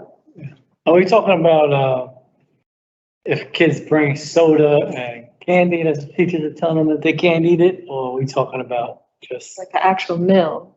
an actual meal? Because Yeah, I've I've had my son told that certain things he's not allowed to bring. I don't know if it's a hard and fast rule or not, but I have no issue with them telling me, checking me and saying, yo, you're not feeding your son a good lunch, man. Don't send him with soda. It's like, okay, yeah, you're right. But is it a case like that, or is it a case like? That's really. Because if our child had to bring as the Latino rice and beans and fried chicken, and here's the soda, stuff like that, I know that's the food, as I know my son like it. But you gonna start the students not drink the soda or the rice and beans and chicken, something like that, Well, we don't really police that aspect of it. I know. So, our staff are in the kitchen. They serve the featured meal that we're offering that day. Mhm. And perhaps the principals in the building are relaying this information, but as you know, or other staff, I'm not sure who, but again, school specific would help immensely. So we could drill down and get to if there's any issues with that. And just, as you know, the district has signed up for the healthy food certification, which means that anything we sell à la carte, which is strictly in the high schools, has to meet certain requirements to be on the state of Connecticut's healthy food certified list of items to sell. Mhm. So we're adhering to that. And it's also understandable that there should be something in place, because I shouldn't be able to send my son to school with a Red Bull and have the teacher deal with him for the rest of the day. Well, yeah, that's So, different. yeah, I think there's some common sense that Mhm. maybe a principal will see if they see a kid with a Coca-Cola, something like that. But I don't know, is there any hard and fast policy? Well, for me, if I send my son, let's say for a Coke and rice and beans and chicken or whatever I want for my son eating, that's what he like. I don't know why is the reason I have to stop my son because I'm responsible for that. I'm the one, it's not coming from the school, I understand that, and you guys give food healthy, but for me as a parent, I'm talking about another parent that really tell me, if I bring in not soda, they can be Yeah, any that's how it's gonna get apple juice, they can Coca-Cola, be a Coke, they can be anything, without, hopefully it's not liquor, and either Red Bull, but, Just a plan. that was, I'm responsible for that, so I know, I don't want, the staff or anything from the cafeteria stop that kids not eating. No, in those cases, the students 9 times out of 10 wouldn't even enter the kitchen Mhm. for a meal. They brought a meal from home. Sure. So they just sit in the dining room and maybe perhaps someone makes a comment to them. I'm not sure. Yeah, Mr. Brunner? I've been in a lot of cafeterias in Bridgeport, doing lunch duty, and I tell you, we really don't police what kids bring in, but if we see something out of the ordinary, like, a kid bringing, 100,000 Oreo cookies. Yeah. And sometimes they do want to share with their friends. Yeah. But if I see a kid eating too many of those, or I might say to a parent when I see him, as an administrator, even as a teacher, I said, listen, your son brought a lot of, or I know he likes to share, but you want to condense that, and but we really don't. No, that's like a big concern that you don't want another kid get sick or something happen and they come in for, no, that's different, I understand that. But I don't want no staff and say, stop the kid because they bring in a meal from home. That's not my work. I want that kid, if they don't eat the cafeteria, at least they eat something to be sure, don't get, hungry in the middle of the class. Yeah. Any, No, Mr. Joe? Just no regular.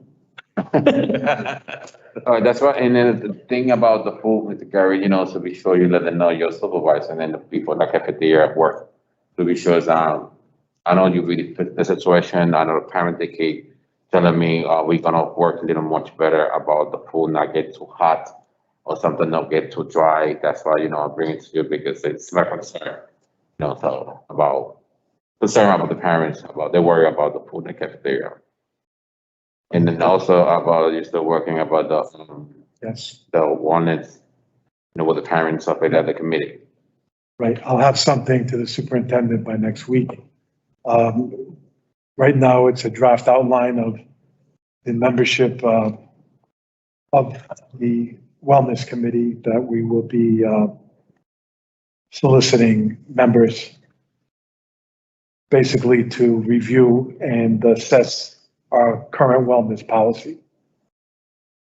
And Okay. Do you have any, how much percent right now, how much, the percent the kids eating the food in the school and how much percent is waste? again, that's, when you ask about waste, it's hard to measure specifics because it may vary from school to school based on different circumstances. So if a particular school prepares a number of meals, let's say they prepare 100, 10% of the students are absent, then they've over-prepared, Mhm. and that creates waste. So Yeah. we try to get daily attendance from the schools, and as I mentioned, we cook in batches, so that if we find that our first lunch period has excessive number of meals left over, then we cut back going forward. The other area of waste would be when the child takes the meal, and do they consume it all, 100%? Some do, others do not. So that contributes to the waste. But the program is set up so that the students are offered 5 meal components, and they have to take a minimum of 3 components, which one of them has to be a half a cup of fruit or vegetable. So oftentimes it's requires convincing to get students to take what they particularly don't want, but we cannot claim meals that don't meet the definition of a reimbursable meal according to the federal government's rules and regulations. Highly regulated program. And Yeah. currently we're operating 4 programs within the schools. We do breakfast, lunch, supper, and 28 sites have fresh fruit and vegetable program grant money that they were awarded this year. So we're quite busy. We're still understaffed. We have all types of issues, unprecedented with supply chain issues, getting food into our central facility. We're doing the best we can under the circumstances, but I've never seen anything like this prior. Okay. Two last question for you, Mr. Gary. One, are we gonna still have the same menu? Are you guys change the menu every month? You know, something? Yeah, so here's what happened with the menu. We normally plan our menus in the spring, preceding the upcoming school year. And we have a 6-week cycle menu for the high schools and the elementary, middle schools. And the menus are based on popularity of items. And from one year to the next, we may remove items that are not popular and add items that may be new to the marketplace that we want to try out. We always leave some days blank so that if we get something special, we can always menu it. But despite having the 6-week cycle menu, we're placing orders and we're not getting delivery of the product. So I had to scrap that. And we have to deviate from that currently because supply chain issues. So the current method now is we're trying to do 2 weeks of menu planning in advance. And the menu planning is based on what we actually have in inventory. I can't plan a menu and order and then find out that the product is not arriving on time, which is what's been happening almost on a daily basis. So there's a lot of challenges this year that we've never seen before, even last year during the midst of COVID. Yeah. And my last question for you, when they have program in the school, let's see volleyball or basketball or soccer, whatever in the school, this kid is gonna be in that program, they have meal, do you guys give them meal? Yeah, and so currently there's ESSER funds for extended school day. And I've been contacted by some principals that I had a group start up this week and they're looking for supper meals. So a lot of the schools already have Lighthouse program and we provide supper meals to the Lighthouse participants. So it's just a matter of them contacting. We increase the number of meals that we send out to the site. And all they have to do in return is present us with a roster of students and their participation, basically a check mark next to their name under the day of the week. And that's how that works. All right, thank you. Any question, Mr. John? Mr. Brown? Mr. Lynn? Okay. Mr. Gary, thank you so much. I appreciate your time. And as I say, You're welcome. Thank you. I apologize for not answering, for you No in advance. apology necessary. No, I don't want you to feel like I didn't know. You're very important, No. and stuff like that. But I appreciate you by the time to be All here. right, thank you. Thank you. Thanks. Yeah.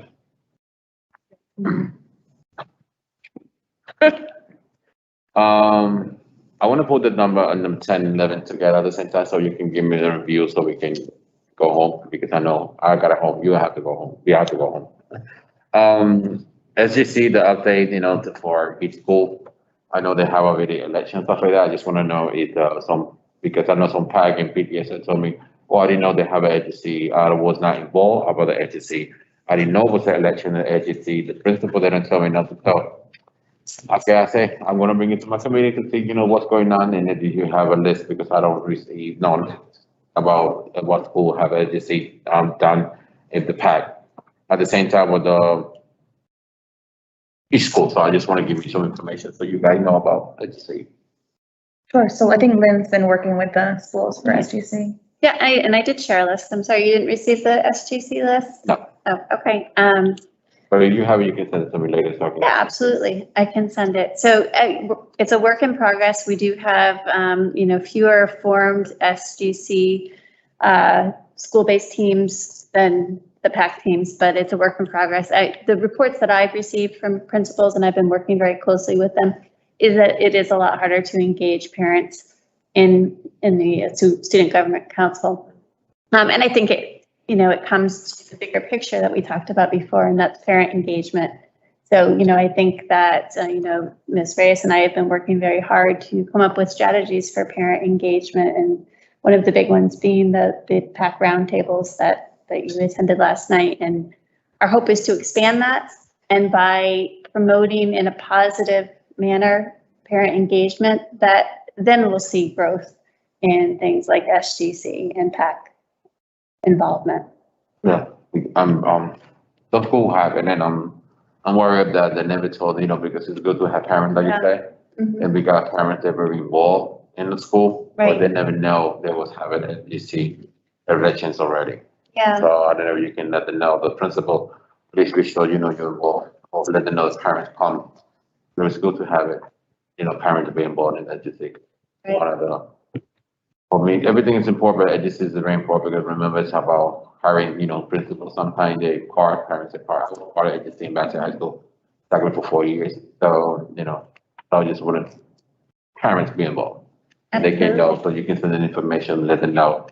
Please involve your PAC or BDS or SGC is wonderful. I know it's a little hard to get involved parents, but I don't want parents to feel like it's too much for them sometimes because I know they're very busy, but at least I just use it on one time in a month, they have meetings. So they can know what's going on in school. And if I send you these and you'd like to send me specific names of schools, Yeah. it'd be easier to reach out to those principals Yeah. specifically. Yeah, It's in the packet? Yeah. It's in the packet. I didn't receive it. It looks exactly the same, the Yeah, PAC it looks one like and the it. SGC, you want to just changes up top, one says SGC, one says PAC, so I'm I like, received this to the Y, but I didn't see that. okay. Well, maybe they thought it was the same document, well, maybe, we'll reshow. And the last thing in the district PAC elections, do you guys, I just put it there because it's one another you involved, but you let them know the leaders, you send them information. Because I want the schools to start being ready to get, the district PAC. And I talked to you a little bit about the district PAC. It's very important that we have the district PAC so they can, all these leaders, they know exactly where they go. I know you guys are gonna be there, I'm gonna be there, Joe and Bobby's gonna be there, but I want those leaders to say, okay, let me go to the district PAC president, let me tell them what's going on in my school, so they can help me what I can do. So you, encourage, the parents, let them know, so you send them information. Because I want each school nominate somebody, and very important, has to be a principal school parent. Has to be, have a child in the school so you can be running. Second, if you part of the PAC BGSO, you have to choose, you can be the district PAC or the PAC, you cannot be running both. Yeah, it's very important. It's in the district PAC bylaws that the parents vote, they really make this, there, they really, it's, sorry, not the, I don't think it's in the website yet, right? Which, So this impact bylaws is not in the. I don't believe so. So it's very, I know with the school bylaws, they really remove it and then they put it back. But that's very different, there's different Right. information. I don't want parent get confused what we have on the website. So do you really send it to you have a feedback or something and they talk to you about the district pack? I have not received any feedback from it. We did send them the bylaws at the end of last school year, but I haven't received any feedback in regards to the district pack since then. Yeah, well, the elections, so they can, each school, they can say, oh, listen, you want it like part of the district pack, because district pack, we got district pack president, vice president, secretary, correspondent, bilingual, sergeant and R, and three, special need, and the four, and this is 4 or 5 member large. It's a big group. Mhm. It's a big group that, was part of that. Mr. Resto was the part of the, special need. Mhm. So it's big, it's huge.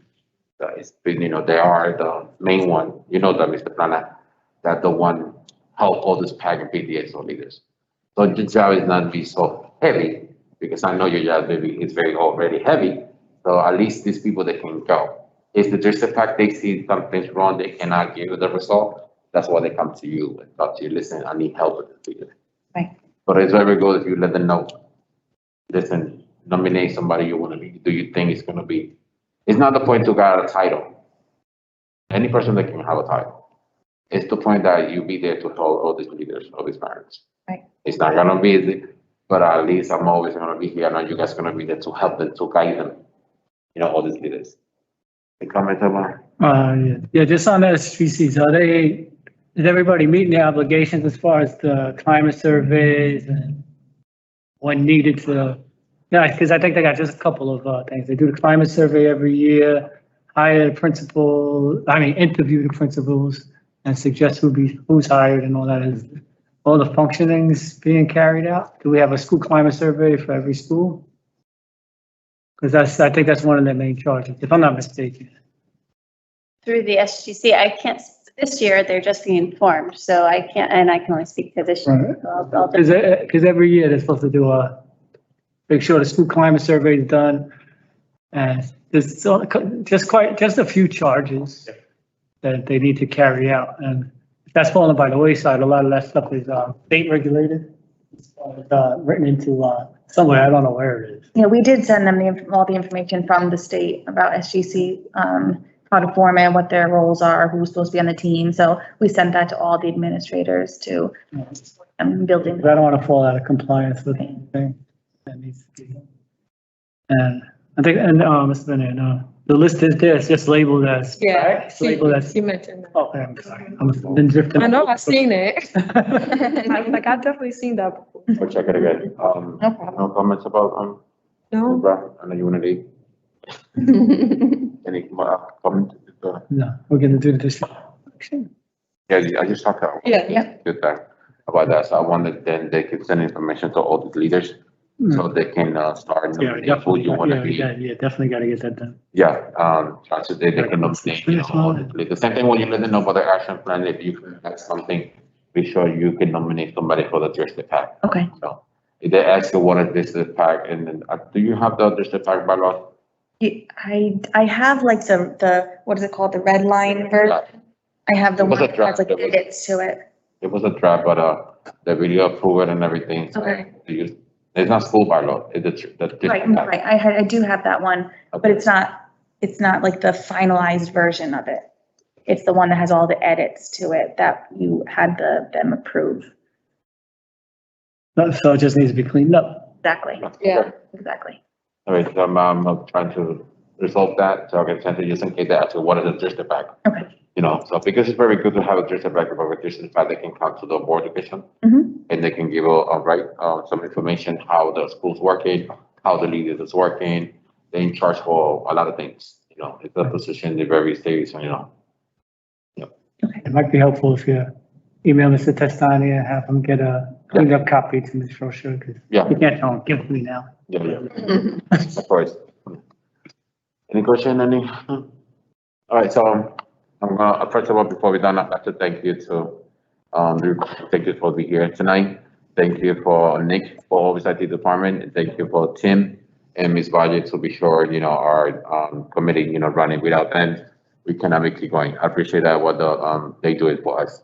And thank you, Ms. Rocha, Ms. Lynn, Mr. Plan, thank you so much for always be here to represent Ms. Brown. Thank you, Mr. Joe, and everybody came tonight. So I'm gonna make a motion to adjourn the meeting. Second. Aye. Aye. Meeting adjourned exactly at 7:09 PM. Have a good night, everyone. Good night, Brian. Good night. Good night. You, Mr. Joe, Right back, and Mom. everybody came tonight. Thank you. So I'm gonna make a motion to adjourn the meeting. I was watching on all the time. Second. Yeah. Please, tomorrow. Aye. Aye. Oh, my God. Yeah. Meeting adjourned exactly at 7:09 PM. Have a good night, everyone. Stay. Sorry, Good night, dear. Brian. Good night. Good night. You, Mr. Joe, Right back, and Mom. everybody came tonight.